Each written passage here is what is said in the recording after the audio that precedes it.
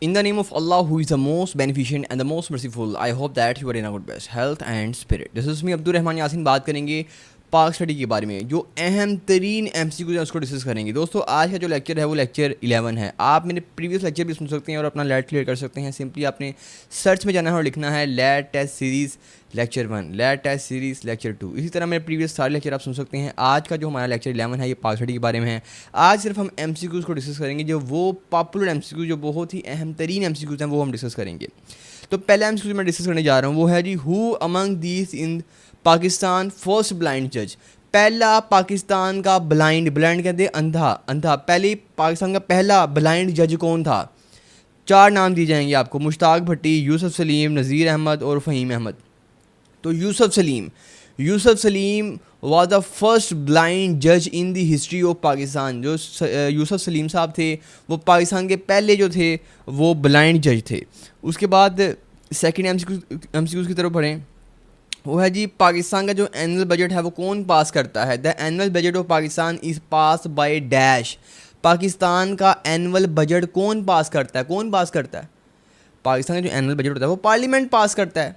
और अगर MCQs में पार्लियामेंट की ऑप्शन ना हो तो फिर तो याद रखिएगा पार्लियामेंट का दूसरा नाम है लेजिस्लेचर. यहाँ पे उन्होंने पार्लियामेंट का नाम नहीं दिया, यहाँ पे लिखा हुआ है लेजिस्लेचर. तो पाकिस्तान का बजट कौन पास करता है? लेजिस्लेचर का दूसरा नाम क्या है? पार्लियामेंट लिखा हुआ है, लेजिस्लेचर लिखा होगा, एक वर्ड लिखा होगा लेजिस्लेचर कहते हैं मुकन्ना को. जो होते हैं ना कानून के तालिब इल्म, वो पार्लियामेंट नहीं कहते, कानून के तालिब इल्म कहते हैं लेजिस्लेचर. आम लोगों के लिए टर्म होती है वो पार्लियामेंट होती है, लेकिन कानून के तलबा के लिए जो टर्म होती है वो लेजिस्लेचर होती है. लेजिस्लेचर कहते हैं कानून साज असम्बली को, कि जहाँ पे कानून बनते हैं. कानून कहाँ बनते हैं? वो कोई पूछे जी कानून कहाँ बनते हैं? लॉ मेकिंग बॉडी कौन सी है? तो आपने बताना लॉ मेकिंग बॉडी लेजिस्लेचर है. जो जितने भी आपके MNA MP होते हैं ना, आप इनको वोट देते हैं. MNA MP को वोट देने के बाद ये कहाँ भी जाते हैं? MNA जाते हैं अपना नेशनल असम्बली में आपकी, और जो होते हैं जो MPA वो होते हैं प्रोविंशियल असम्बली में. MNA जब चले गए नेशनल असम्बली में तो वहाँ पे फिर क्या होगा कि बिल पेश किया जाता है.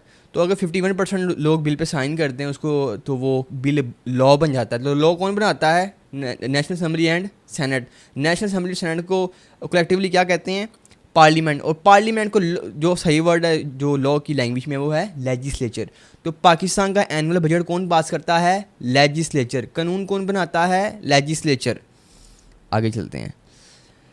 पाकिस्तान की हिस्ट्री में अब तक कितने कैलेंडर यूज़ किए गए हैं? There are dash type of calendar use in the history of Pakistan. 2 calendar, 3 calendar, 4 calendar, 5 calendar. तो बड़ा अहम MCQ है. 2 कैलेंडर, एक इस्लामिक और एक जो ब्रिटिश कैलेंडर है वो यूज़ किए गए हैं. 2 कैलेंडर पाकिस्तान की हिस्ट्री में इस्तेमाल किए गए हैं.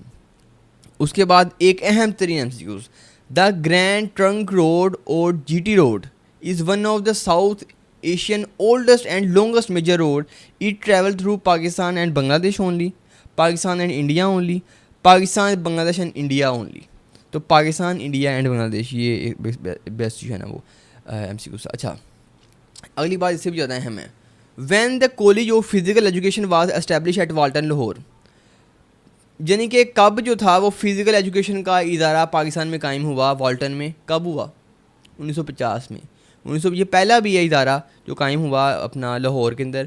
When the college of physical education was establish at Walton, Lahore. कब? 1950, 55, 60, 66. तो 1950 में पहला इदारा पाकिस्तान का फिजिकल एजुकेशन का कायम किया गया. अच्छा, ये बड़ा अहम रोड है अपना MCQ है.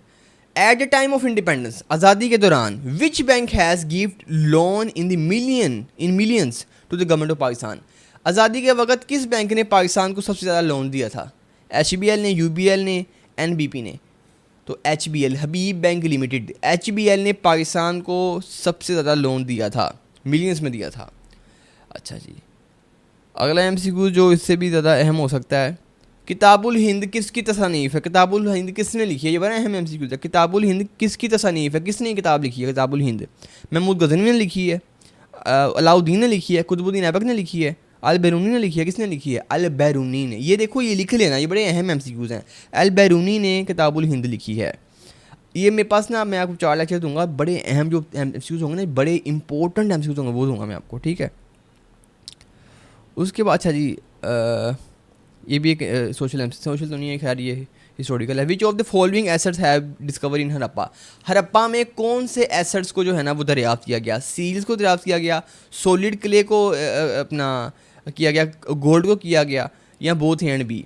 सील्स को भी और सॉलिड को भी, सॉलिड क्ले को भी दरियाफ्त किया गया। आगे अगला बताने जा रहा हूँ मैं आपको जी, बड़ा एक अहम एमसीक्यूज होगा। हाँ, government of Pakistan has dash pillars, ये सबसे अहम तरीन एमसीक्यूज है, सबसे अहम तरीन एमसीक्यूज है। Government of Pakistan has dash pillars, या ये भी एमसीक्यूज आ सकता है कि the state has dash pillars. रियासत के कितने पिलर होते हैं दोस्तों? याद रखिएगा, जो रियासत होती है ना, रियासत के कितने पिलर्स होते हैं? रियासत के 3 पिलर होते हैं। कोई भी रियासत हो, रियासत के 3 पिलर होते हैं। क्या?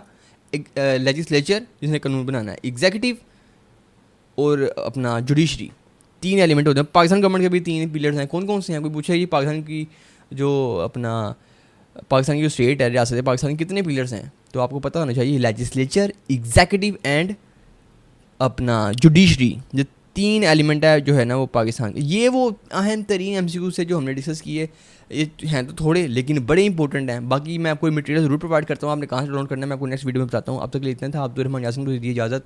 वमा अलैना इल्लल बलागुल मुबीन। Thank you.